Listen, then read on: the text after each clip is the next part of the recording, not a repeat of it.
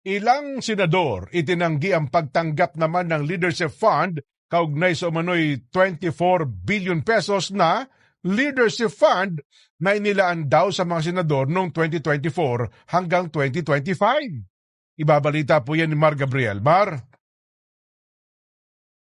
I never requested, held, or handled any list of project requests from senators. Lahat ng request ay course to the Senate Committee on Finance na siyang tagapangasiwa ng budget process sa Senado. Yan ang iginiit ng dating Senate President at ngayon Senate Majority Leader na si Senator Juan Miguel Zubiri sa harap ng pahayag ni dating DPWH Secretary Manuel Bunoan sa Sandigan Bayan ukol sa 24 billion pesos na Leadership Fund para sa mga senador noong 2024 hanggang 2025. Sabi ni Bunoan, ang Leadership Fund ay para sa mga senador na nagre-rekomenda ng listahan ng mga proyekto. Bawat senador daw ay may nakalaang tig 500 million pesos, habang 1 bilyong piso naman para sa mga pinuno ng komite. Pero paliwanag ni Zubiri, ang anumang amendment sa budget noong panahon niya ay dumaan sa tamang proseso. Wala rin daw siyang nakikitang mali sa institutional amendments. As long as it is devoid of influence, Mr. President, by the legislator on the choosing, on contractor, on the kalokohan that happened there, as long as it is no corruption, it is transparent and requested by the agency, I don't see anything wrong, Mr. President.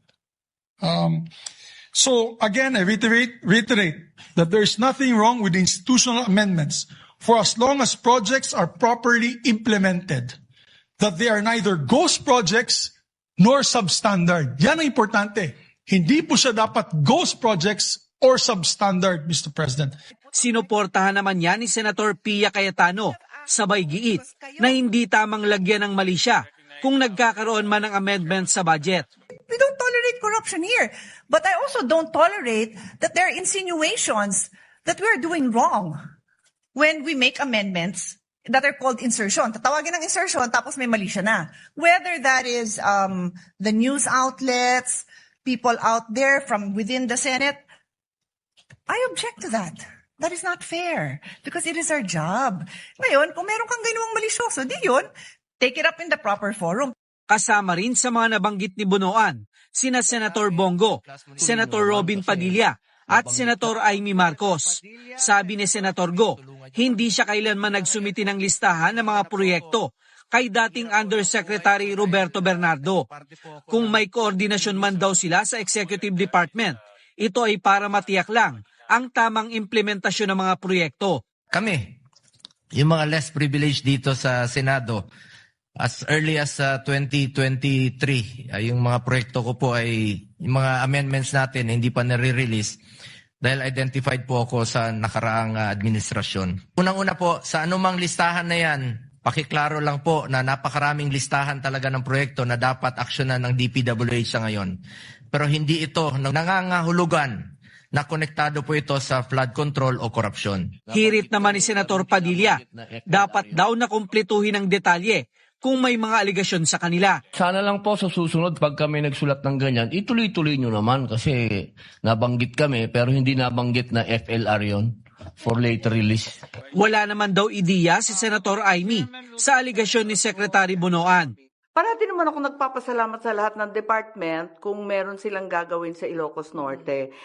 Kailyan o kababayan ko si Secretary Bunoan, hindi ko alam kung anong pasasalamat ang tinutukoy dyan. Nagpapasalamat rin naman ako kay Secretary Gatchalian, dati Secretary Herbosa.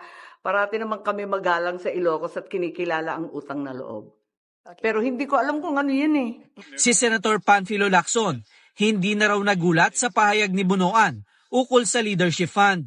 Sabi niya, hindi naman daw illegal ang allocables, pero para sa kanya, ito ay improper. It doesn't automatically mean na merong misuse kung merong allocable.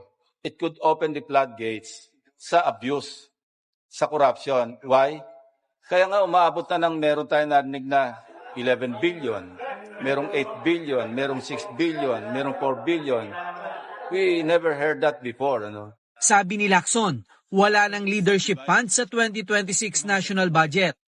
At pagtitiyak ng bagong chairman ng Committee on Finance na si Senator JB Ejercito, hindi niya papayagan na makalusot ito sa 2027 budget na nakatakda na nilang simulang talakayin.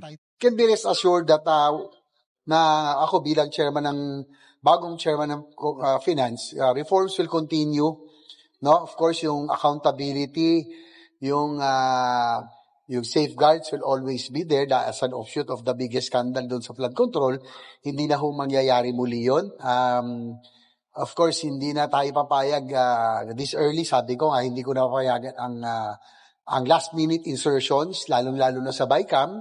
No more amendments or insertions during BICAM. Mangyayari lang yung amendments or insertions during plenary sa budget deliberations mismo. Do it on the floor. Lahat sa floor. Everything will be done in open session. No? Wala na ho yung mga secret BICAM, wala na yung small BICAM na tinatawag. So, transparency, unang-una yan, reforms. Nilinaw din ni Ejercito na hindi lahat ng insertion ay masama. At kung maganda mga request, makakatulong sa mga constituency, kung para sa health, kung saan man yan.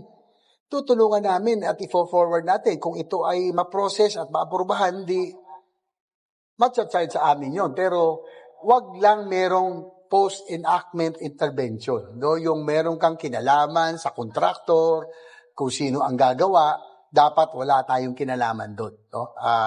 Yan ang dapat na iwasan, yung post-enactment intervention at yung siguro enactment.